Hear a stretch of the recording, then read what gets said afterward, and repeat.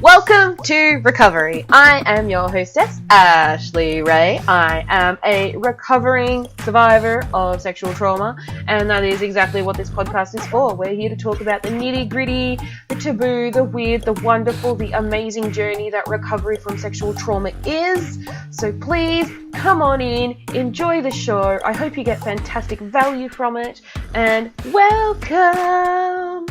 Also, please make sure to look after your mental health. We do talk about a lot of triggering stuff, and we also swear a little bit.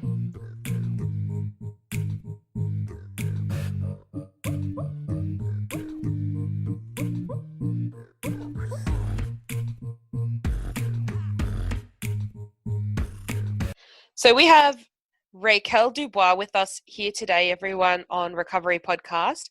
Raquel is a trauma healing extraordinaire. How are you, lovely? I'm really well today. I'm in the nice cool of my air-conditioned lounge room.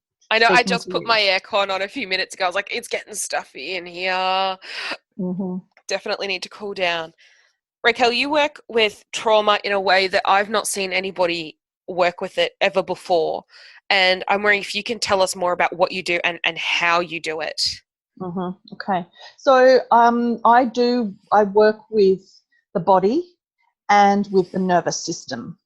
Now, for me, and I would like to clarify this because a lot of people immediately think that means that I'm purely focused on the physical.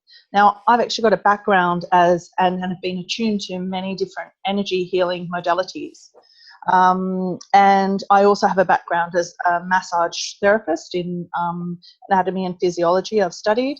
And then I've been trained in mental health and psychotherapy and talk therapy as well as body psychotherapy.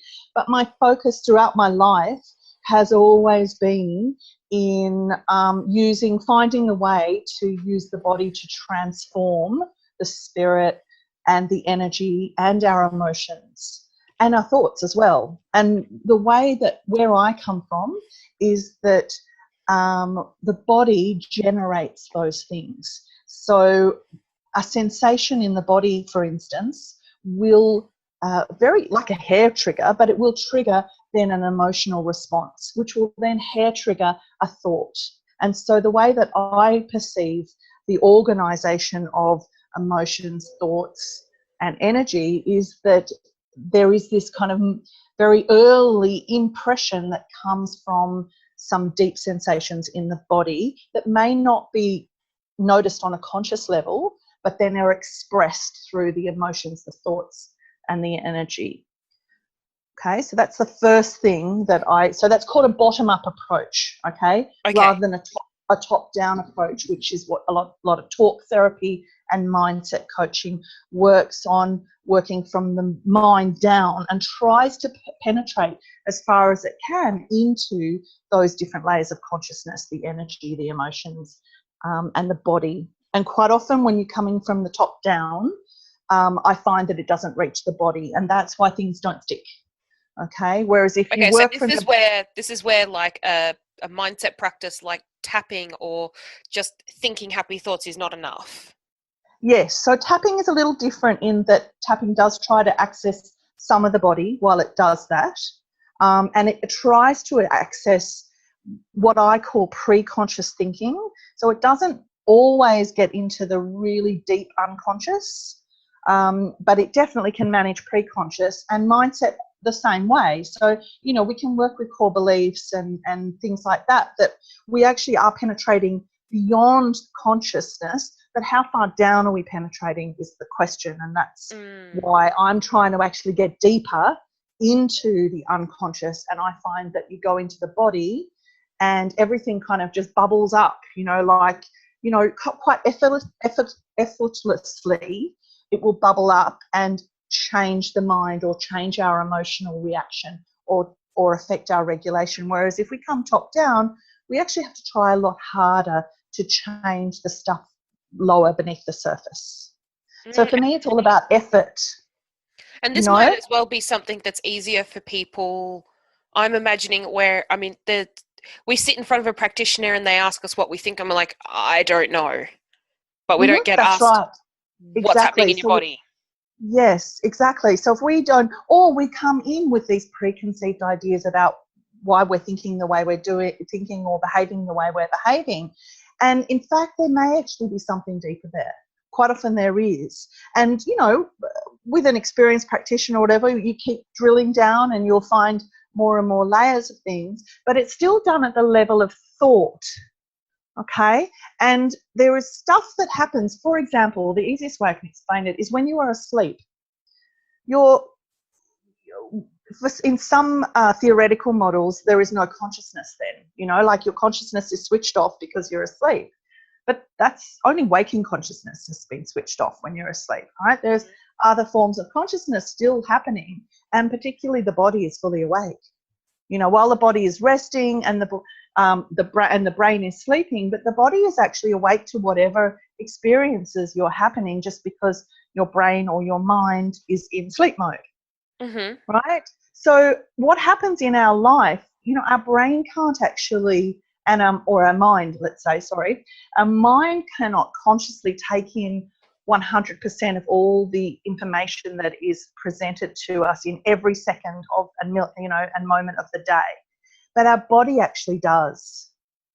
So, when you have an experience, and let's say you're just sitting down having dinner with, a good friend, and they're telling you about a near miss that they had, their car nearly ran into them that day, and you're listening to them and you're paying attention to them and you're empathizing with them and you're being a little horrified along with them and all those sorts of things. So that's all your conscious responses. But somewhere else, your body is actually having another response. It may be getting tight.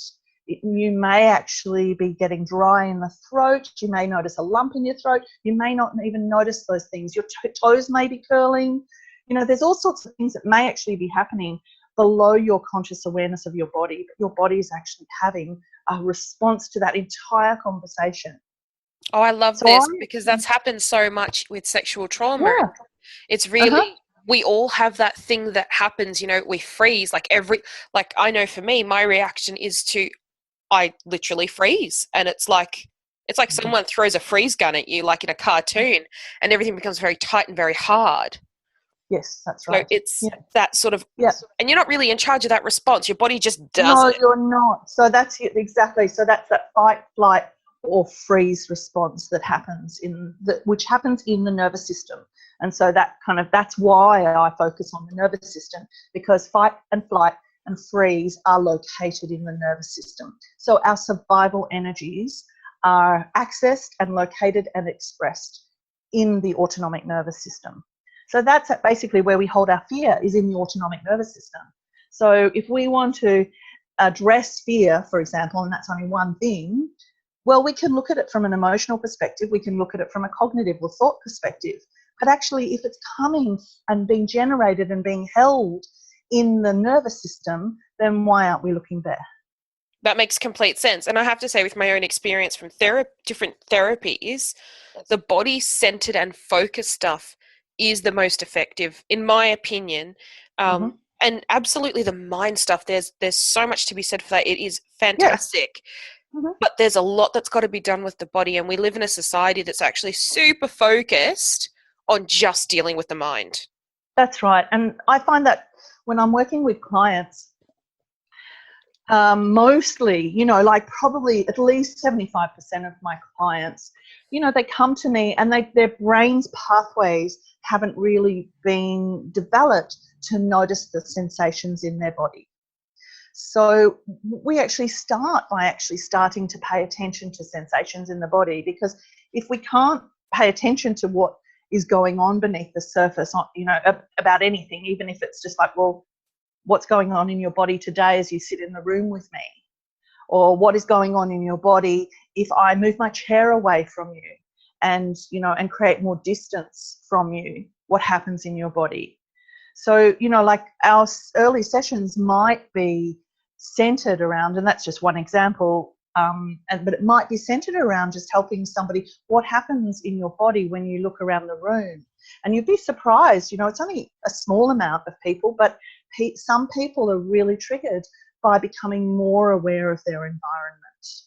Oh my Okay? gosh, and I can completely understand why. Like, Yes. So the fear happened, the terrible thing happened on the outside. And there are two ways that people deal with that. Either they become hyper alert and, and basically, to even close their eyes to meditate in a room with other people would be terrifying, right? Or closing their eyes in a yoga class during relaxation would be too stimulating for the body and for themselves.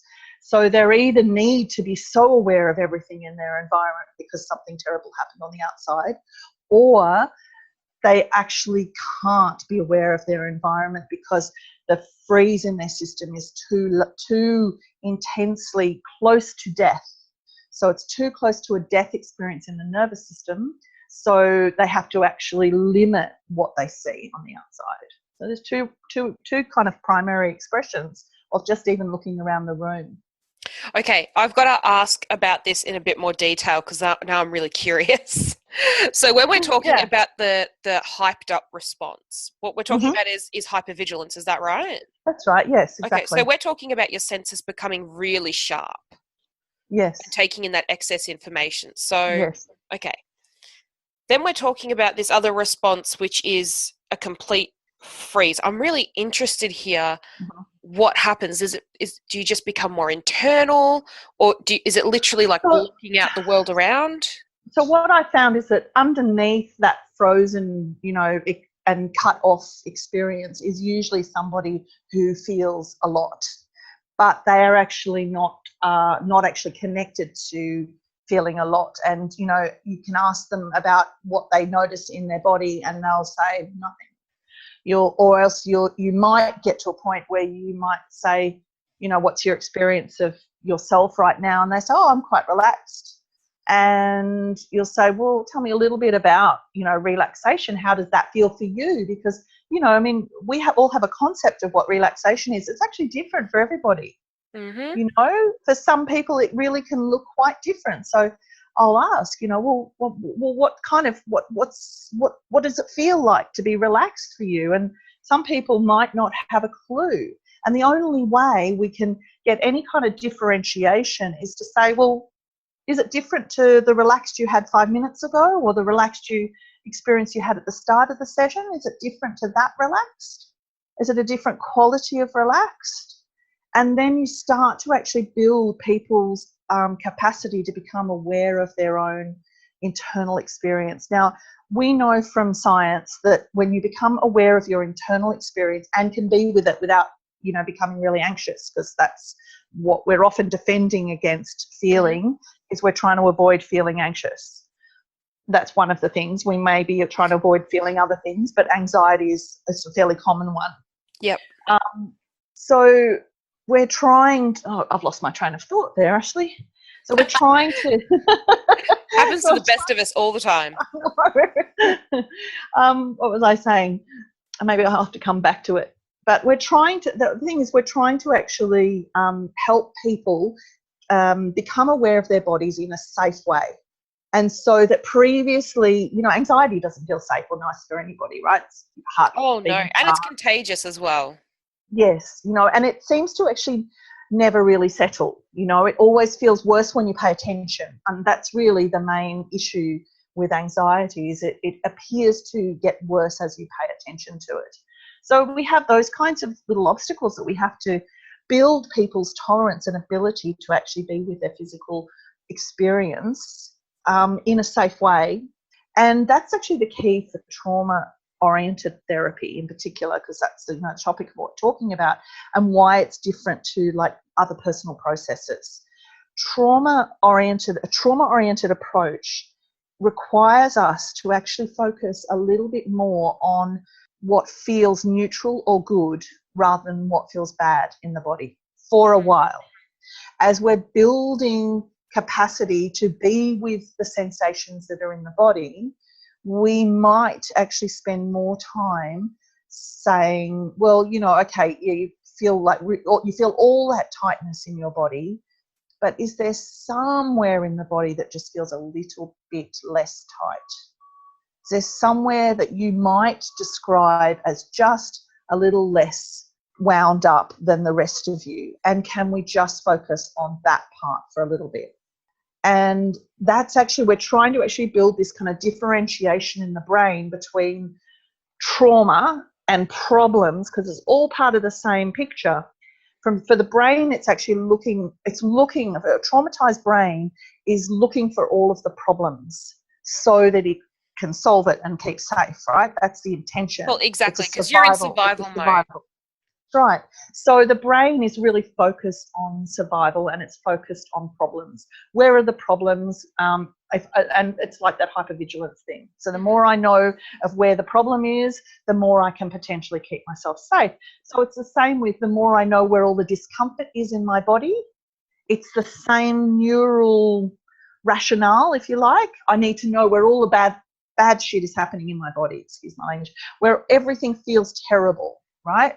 That's where I need to know. I need to focus on where everything feels bad. So the first and important building block for trauma therapy is to actually help the client move across to where they actually might be able to feel something other than bad or other than their usual bad. So we might not be able to get to good in the first session, maybe not even for the first few sessions, but we might be able to get to neutral after a few sessions, or we should be able to get to maybe in the first one, and certainly by the second session, we should be able to get to, oh yeah, it's not as bad here, even if it's for a few minutes or a few seconds. And then the brain goes back on its hunt for the problem and for the pain again. I like this because, I'm imagining with your clients and the people that you see, this is as much as it can be really tough to do this kind of work, because it takes serious grit to face trauma and to decide to do this kind of work. That is extraordinary courage Yes. and determination on their part. And It I'm is. imagining that when they do this as well, as much as it may feel like it's painful and not great for a bit while they're sort of figuring it out, after that, I've done this myself, it's a relief. And it's a release to have that little more comfort and to Yes. feel that bit more room in your body. And it starts That's to right. feel like it's your own again. It's not a rental. Yeah, that's right. It's yours. That's exactly right. And you're the homeowner. Yeah. Yes. And you don't necessarily want to feel like I'm the homeowner of this like really, really uncomfortably tight building, right? No, it starts to feel like a beautiful place, doesn't it? Yes, that's right, exactly. And so if that's where our focus is in sessions, while we're actually building a person's capacity to be with their body and their body sensation, that the primary experience of the body is more comfortable than it has been in the past, right? That's all we're looking for. We're not making things, pretending things are not what they are. We're not whitewashing stuff, but we're just saying that amongst all of that really, really painful experience, there is somewhere in the body that is not as bad as that is different to that even. And Sometimes it might be on your knuckle or your toe. That's exactly, exactly, and that's right. It may be the tip of your toenail, it might be an earlobe, it might be an eyelash, it might be the fall of the hair on your neck, it could be anything. And I mean, for me, I found that my own experience, I really enjoyed the tips of my fingers touching together, almost like not quite a prayer position, but that very, very gentle touch of the fingers together. Oh, yes. To kind of just experiment with how it feels for my fingers to touch each other and for the skin touching each other. And so it really, really feel the skin against the skin, and then start to become aware of the pressure. And like, oh, so if I ease off the pressure, what's my experience in the rest of my body? So it's not just about what my experience is in my hands, although that might be all I can tolerate, for example, if I were feeling more distressed.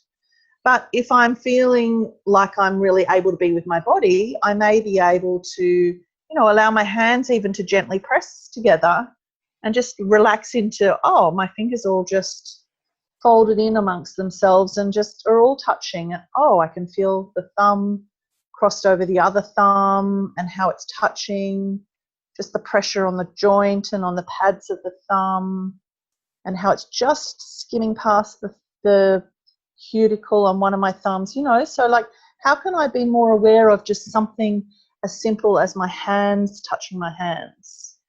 And I love this. It's beautiful. Now, I've got something that I wanted to ask you about, and I know that you're a whiz at this. Mm-hmm. Let's talk about trauma through generations. Let's talk about it going, because look, to be honest, Australia's law has only just changed really recently, and now you can go back and report crimes that happened 30, 40, 50 years ago. Mm-hmm. And, you know, our parents, even you and I, didn't have the same option until a couple Yep. of years ago. And our Yes, parents that's right. certainly wouldn't have, and neither would our grandparents. So it's Mm-hmm. extraordinarily difficult to have brought any perpetrator to justice or to seek healing and help like you can now. I mean, even now it's still budding. It's still a sort of relatively taboo thing. So I want to find out all the intergenerational things. Okay, so if we take the first thing that I mentioned at the start of the conversation is in that trauma is located in the nervous system. Okay, so what I mean by that is that trauma is not in the event per se; it's actually in the resilience and capacity of the person's nervous system, as whether there's actually an experience of trauma. Okay, so if you have a resilient nervous system and you experience any kind of trauma, you are going to recover from that trauma more easily and more rapidly than someone without a resilient nervous system and then having the same kind of trauma. Okay, so that's where, and when we talk about a resilient nervous system, it tends to be what has been formed between the infant and their mother, right, in the first 6 months of life. Okay, after that it's other caregivers, but really in the first 3 to 6 months you are primarily looking out for the maternal assistance with building the nervous system capacity. Now the reason it's biologically organised that the mother will actually myelinate some of the nerves of the ventral vagus complex, which is part of the nervous system. Only 3% of those nerves come in needing to be myelinated, or 3% of the Okay, vagus. wait. What's myelinated? Yeah, I needed to explain that. Myelinated is like this insulation. It's a fatty sheath, and it's like an insulation that runs, if you can, around the nerve, just like an electrical cord. Okay, yep, cool. So we've got that? wiring insulation happening. So if you imagine which is the nerves, yep. Mm-hmm. And then you've got the insulation of the nerves or the wiring, okay? And that's the myelination. It's a fatty sheath, and it's designed to make the information run along the nerves faster, okay? Now, there are a small percentage of nerves when we're born that are intended to be myelinated, but when we're born, they are not myelinated. And that's because biologically they're intended to be myelinated between the attachment relationship between the mother and the baby. Okay, this is interesting. Exactly. So if there is a disruption between mother and infant in the attachment process, that myelination may not occur, or it may be glitchy, it may be patchy in parts, it may not have that full, let's call it the proper, band, the full broadband, fast, high speed. It doesn't have it. It kind of jumps and glitches. And what that is designed for is so that you can feel safe when you are in contact with others. That's what those nerves are designed for, okay? So they have to be myelinated in contact with another person, so that you can actually learn that contact with other people is safe. You can't really learn that in the womb. That's kind of, we're biologically just wired that we have to wait till we're born to find out that contact with others is safe. But if we don't get that myelination, we never really truly find out that contact with others is safe and comforting. Okay. Okay. That's really interesting. This is the foundation of a lot of intergenerational trauma, for two reasons. One is, as I said, the capacity and the resilience of the nervous system. But the second is that if you spend your whole life with those nerves not being properly myelinated, you're going to actually sense that people are, inherently on some level unsafe. So you're going to construct your environment so that you're only around people you perceive as safe. Yeah, so you're not going to push yourself out into certain contexts. You may become socially anxious. You may decide, some people are really, you don't want to be around them. They don't feel good around them. You just want to be around your husband and your kids, or your mum or your dad or your brother, or your partner, or somebody, people who know you really well. But actually, it may actually be something to do with the glitchy myelination, which I believe a lot of people seem to have some glitches in the myelination that's happened through the mother-infant relationship. It can happen if a mother is just occupied with lots of children. She may be busy she may have a problem with her spouse. It could be a DV, domestic violence situation. The mother herself could be traumatized. It could be war. So, when we're looking at all these refugees and all these kinds of, bombings and everything else that go around in the world, and even our own history, if we go back enough generations where we might have had parents who were carrying children in the Blitz, in Germany or in England or any of those things, there is trauma to the infant, not just even in the womb, but particularly if the mother doesn't feel safe while she's nurturing her child, then she can actually not myelinate those nerves in a way that will actually help that child be resilient in the future. I find this incredibly fascinating. So basically, through being an infant, we learn to be safe with other people. We feel that that's a nice, That's right. beautiful, safe thing to do. Mm-hmm. I would not have thought it was down to the first 6 months. That's fascinating. That's Yeah. really, really Yeah, fascinating. it's actually probably the first three for that. Yeah, for that Wow. myelination, even the first three. And and you have to also remember is that you also have things like putting children in a humidity crib, forceps delivery, any kind of separation from the mother in just even those first hours of birth feels a lot longer to an infant, because the infant is saying, this is down to my survival. You separate me for 10 minutes from my mother. It is not 10 minutes for a newborn. No, it'll feel like an eternity. It feels like an eternity, I imagine. I could well imagine it could feel like a year. It might be that long of like, I might die. I'm going to die. And if you think about, let's say, imbibing that energy, even for 10 minutes as a newborn, how much of your energy then is taken over by a fear of death? Wow. And there you go. First experience of trauma straight out the womb. That's let alone right. whatever else life brings your way. Let alone whatever other experience life before or since brings you. Exactly. That's incredible. So, oh my goodness.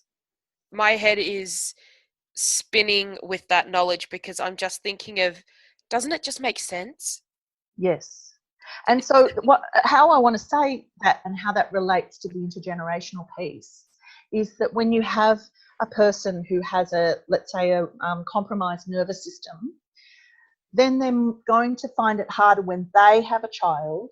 They're going to find it harder to settle their child, because they don't have the same experience of, it's safe to be around others. Even if it's their own child, sometimes people can be frightened of their own child's emotions. And so they might actually have an expression on their face that's like really fearful and worried, for the child. But the child will actually take that on because the mother's nervous system is not settled. It's not so the expression is there and is partially important. But actually, if you think about when you frown or you kind of like you're really worried, it's not just in your expression. Something happens in your whole body, right? Something happens in the nervous system where we're actually trying to potentially push away the experience, right? If we don't like what's happening, our nervous system is pushing away the experience. Even at the same time, we're trying to bring our child to us, if you can imagine. So the child is such a sensitive feeling being at that point. They're not really, they're, in the first while, they don't even can't focus their eyes. But, so vision is not the first thing on board.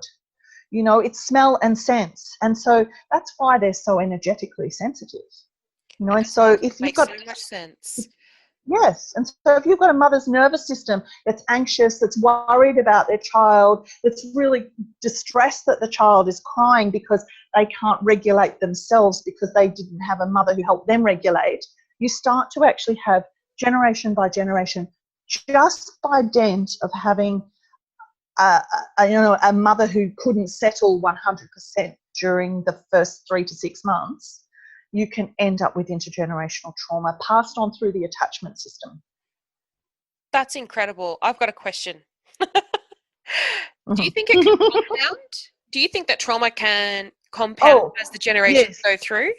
Yeah, and so I'll tell you a little bit about my own experience, because I've tracked that in my own family history, and I've tracked the compounding of intergenerational trauma.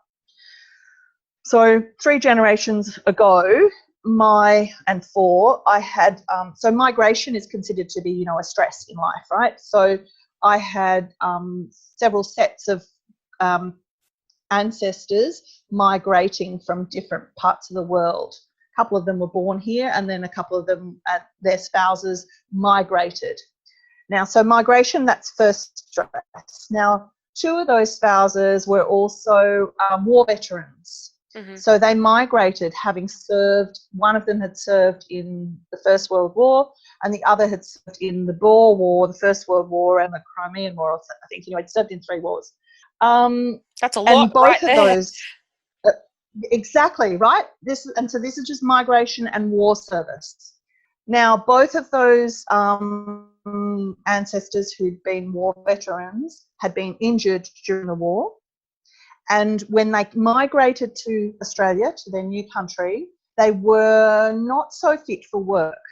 They'd had the war injury, right? So they already got war stress. They already got the stress of migration, and they weren't really actually fit for a life as a pioneer in a new country and work. And I'm saying what that meant was have PTSD. That's right. That's right. And, and this is just, I mean, a lot of people have that history to begin with. So in the case of both of these ancestors, they started to drink. Mm-hmm. Now, drinking, their alcoholism, to cope with the pain of injury and also the shame of not being able to work, and also the PTSD, right? So understandably, they were drinking. Well, what that led to was spousal abuse. So therefore, they were violent towards their spouses. Okay. So that's in that generation, that little picture there. When those women had their babies, they were in what we would probably call today a domestic violence situation, mm-hmm. right?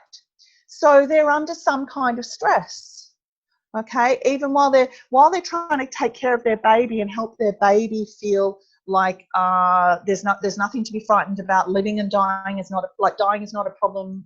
Whatever. The mother's nervous system is actually hypervigilant, is focused on her spouse and focused on settling her spouse so she can settle. Well, how about settling her baby? It's all very difficult. So already we're having a baby that's not really being helped to settle through the mother's nervous system, which is what we're biologically designed to do.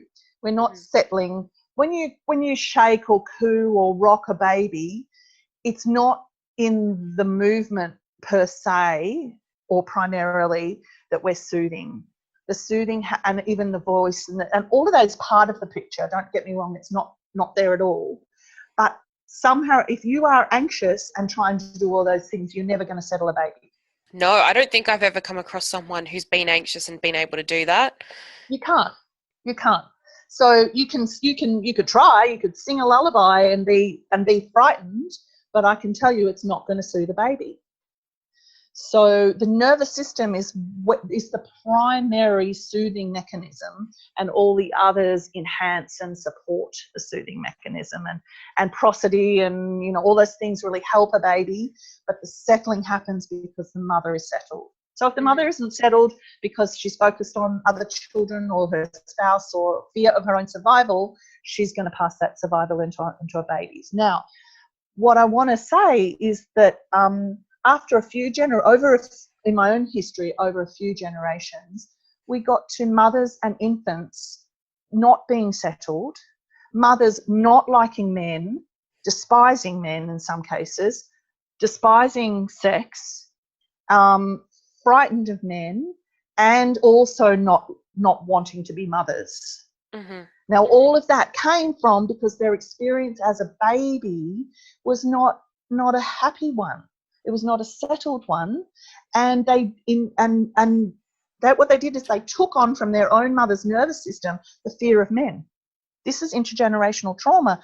You can absorb the energy of the fear that the mother is holding, because in the first few years you're actually very symbiotically connected to the And you mother. know what? This makes sense because you need to be able to pass information about what's safe and what's not safe so you can survive. Like you need to be able to pass on to your child that saber-toothed tigers are a problem. You shouldn't try to pat them. That's right. Yes, so whatever exactly. you perceive to be dangerous, you're going to pass that on to your child in some form. Yes, that's right. And sometimes explicitly and sometimes implicitly. So you'll get that whole, you know, lecture around stranger danger. So that's an explicit explanation. But you may just simply be, you know, if you're frightened of men, you know, and let's say you're okay with your husband, but when you go out into the world, you're hyper vigilant to any strange man coming your way, but you don't have the same response to a woman who approaches you, right? If you think about that, if just a mother who's out with a baby in a pram or in a, you know, in any, especially if they're in a, what are those things called they hang them on the front or their back or whatever, but anyway, they're in close proximity to their baby, right? And you can imagine if a woman approaches the mother and she's quite settled and whatever, but then a man approaches and the mother has a different response, the baby will pick that up. So the baby will learn implicitly that the energy of man there is fear attached to it. And that's amazing because it plays into that saying that we have where it's like, it's not what you say, it's everything else that goes along with it. It's that 70% body language and those statisticky kind of things. It's what we watch. We watch how our parents do stuff. Yes. We watch but the thing their is, face. we feel it too. Yeah. We feel it too, especially in those first, you know, really up to 7 years, but certainly earlier. We're such sensitive creatures that we feel what how our parents' nervous system react, particularly our mothers, to things in life, and that's how we pick up our information. We just don't know we pick up our information that way so well. Wow, that is mind-bogglingly like cool to know, and just enormous. Thinking back, especially with where we're at now in Australia, and wow, there goes my head. It's just opening. Yes, and I mean, I never got to finish the you know, the compounding element in my own history was that how I saw it was that, you know, it went from that spousal abuse and actually progressed into incest and sexual abuse, all through because the child there was more and more fear generated with each generation to try and actually resolve this fear of men and this hatred of men and this unsettled nervous system that was basically impregnated into my family line, right? And that's just on my maternal family line. My paternal family line have, you know, all but died out pretty much, you know, because there was too much trauma there. So, and you know, you can actually map it through the generations. However, my view is that we need to clear it within ourselves to be able to help our ancestors. So if we're focusing on clearing on an ancestral level, we've still got our own attachment system on the physical level, on the here and now, that needs to be addressed. And we have to actually do that work for ourselves. And so this is not to dismiss energy work, because, as I said at the beginning, I was trained as an energy healer and an energy practitioner. But it only, if it's not done in the here and now and in the physical body and in the living person's nervous system, it can't ripple through both directions. It just can't, because it's got to be held by the living person. So that's where you actually do the work from. And I found that in my own nervous system when I did work on my family, and I did it on myself by working through my own trauma. I watched my cousins and my cousins' children all start to do their trauma work. And that wasn't anything that I said or anything that I suggested to them.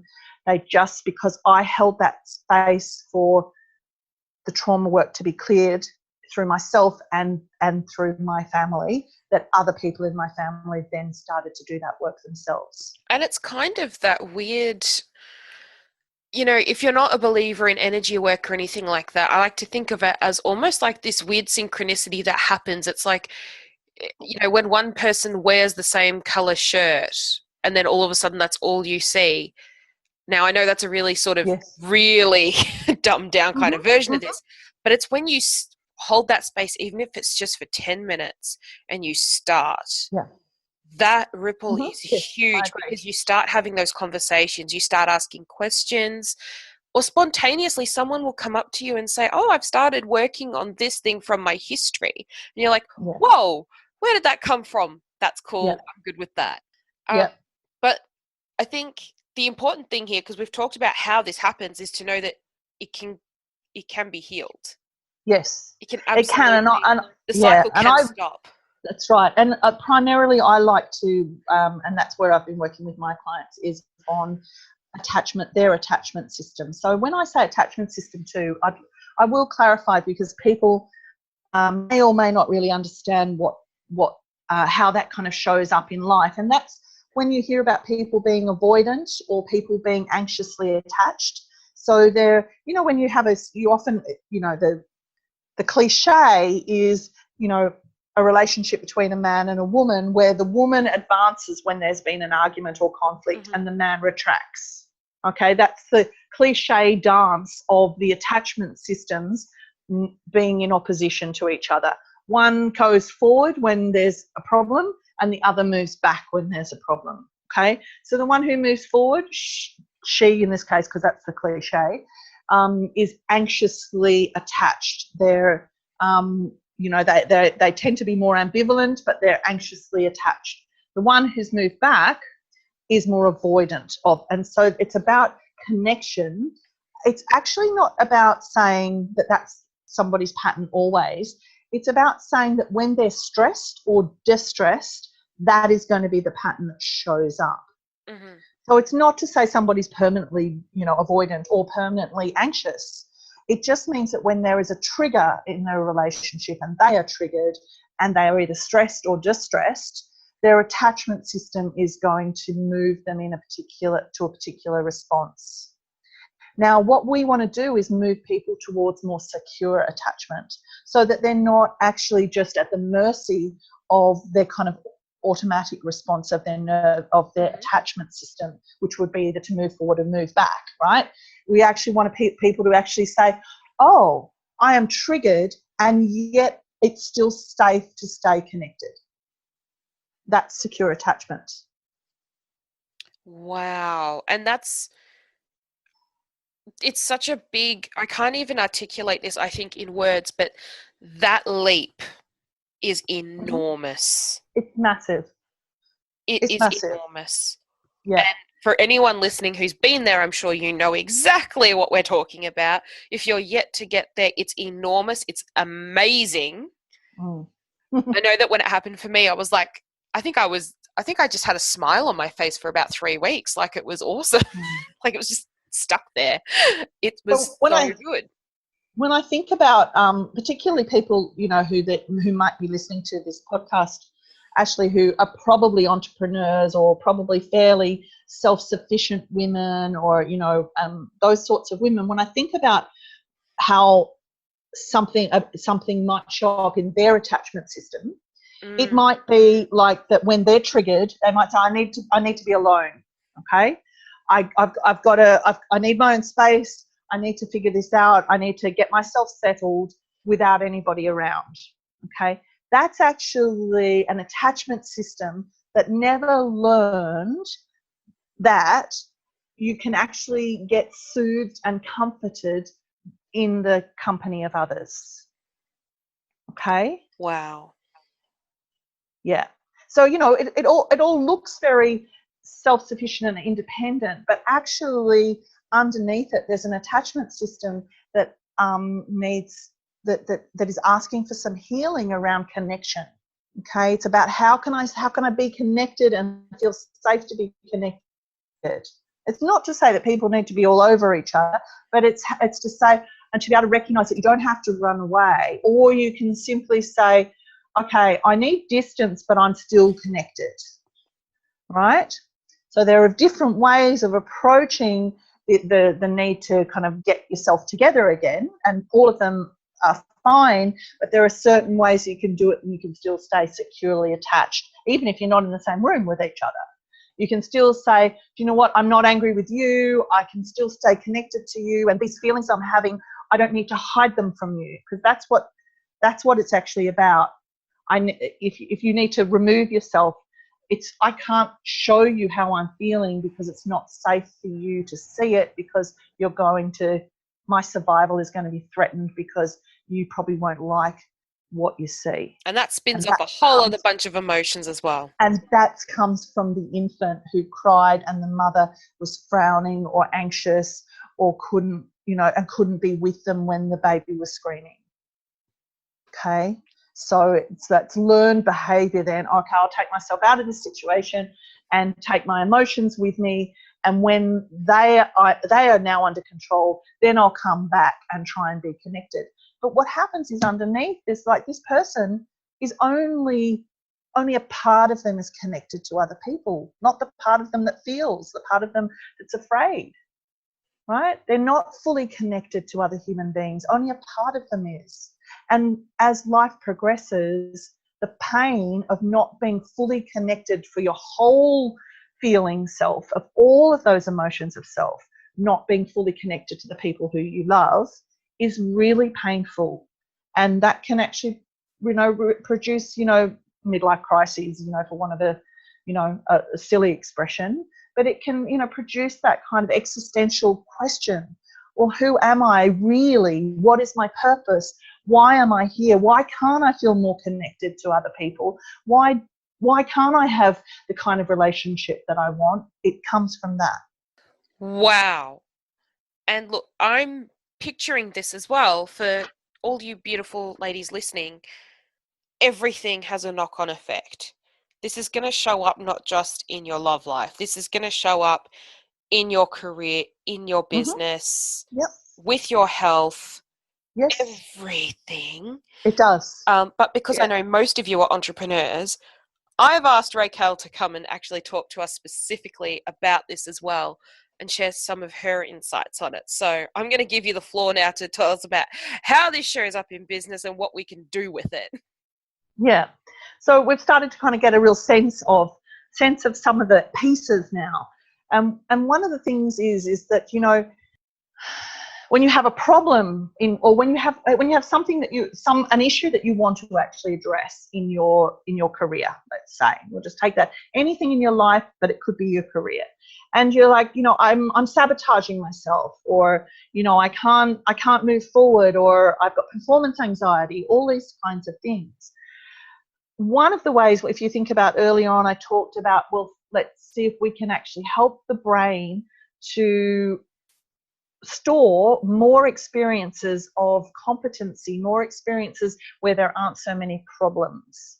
Because the brain is going to continually problem solve, even if it's about, okay, when I go to give a TED talk or stand up, and want to give a webinar or anything like that, I have all of these horrible experiences, okay? Mm-hmm. So the way that even that simple thing translates is like, how can we help the brain just start to actually grow more capacity to notice some of the good stuff?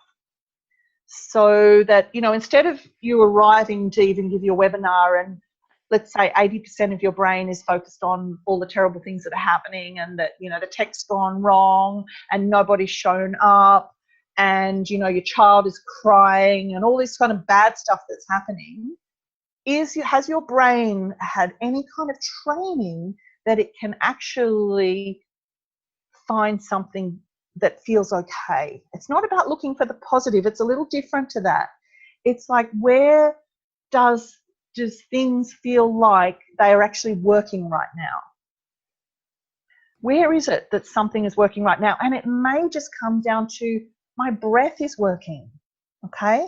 And this is why the body is so important, because it doesn't actually matter then what goes on in the outside. It doesn't matter what is happening or not happening outside of us if we can turn around and find the working parts are actually inside of us. Our blood is still, heart is still beating, our blood is still pumping, our breath is still moving, our, you know, and it's beyond gratitude. This is a feeling that we have that there is something working. We are still alive, basically, Ashleigh. That's what it comes down to. A sense of, I'm still alive, you know? And that's when the body remembers, oh, I'm still alive. I'm not dying. And you cannot tell the body that with your mind. You can't. No, that's something that you just feel, and literally in your bones. That's right. Yeah. And your blood and your lymph and your everything part of you, you know that you are here and you're alive. And that's why all of those statements are so powerful, being here, being present and being alive. But if you can feel it and know it, and you don't even have to tap into it, it's just there in every moment that you can feel your own aliveness, then life is different.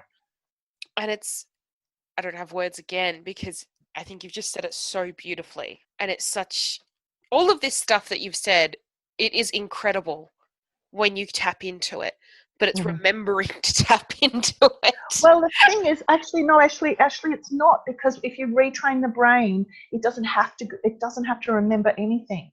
It just happens. It just starts only doing it. So in my own experience, you know, I couldn't walk. I was in so much pain. I was unable to walk. So my whole experience was pain. I had chronic fatigue. I had fibromyalgia. I had IBS. I had God knows how many other things going on. There was nothing working, apparently, to anybody on a kind of a more superficial level. Nothing was working. But there was a hell of a lot of stuff that was working.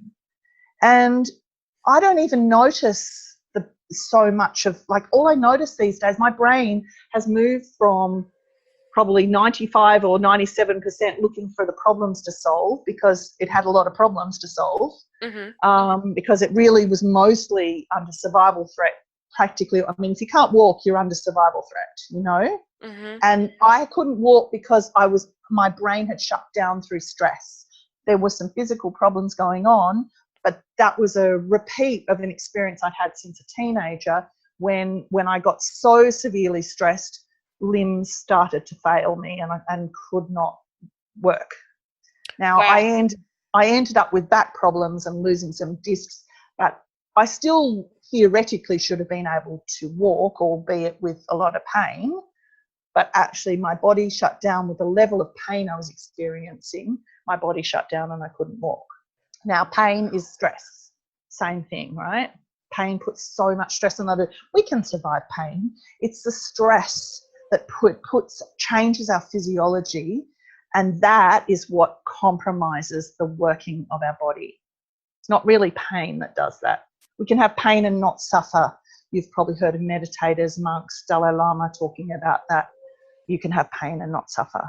Right? And I've learned that now is I can have pain if pain arises, and it doesn't happen very often, but it still happens a bit sometimes. But my brain pathway doesn't really notice pain so much either. So you can retrain the brain and you never have to think about it ever again. It's just part of My brain now doesn't look for the problems. It doesn't have to overanalyze stuff. It doesn't get stuck in thought. You know None what I of the love things about that used to this? happen.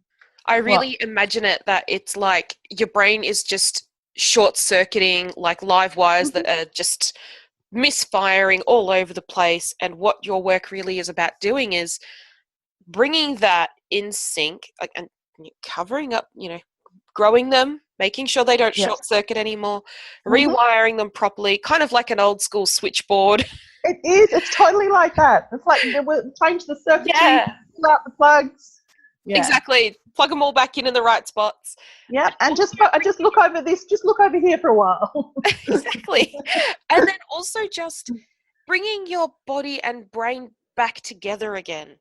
It's bringing everything back into sync. It totally is. It's how it should be working in the first place. I love this so much because it's powerful beyond measure. Our language doesn't do it justice. There's No, just not no, enough I words agree. to describe the Yeah. feeling and how powerful this is. So guys, for you listening at home or wherever you happen to be listening to this, body work and this kind of stuff is so important on the road to healing. So important. And it can be done. It's going to take a bit of courage and a bit of grit to put your hand up and say, I'm ready to do this, but it's so worth it. Yeah. It's so worth it. Thank you so much for being here today, Raquel. It's been amazing. I've just really loved it, Ashleigh. I've had a great time. Thank you. I know you've just my brain's exploding with everything you've said. Thank you. You're welcome.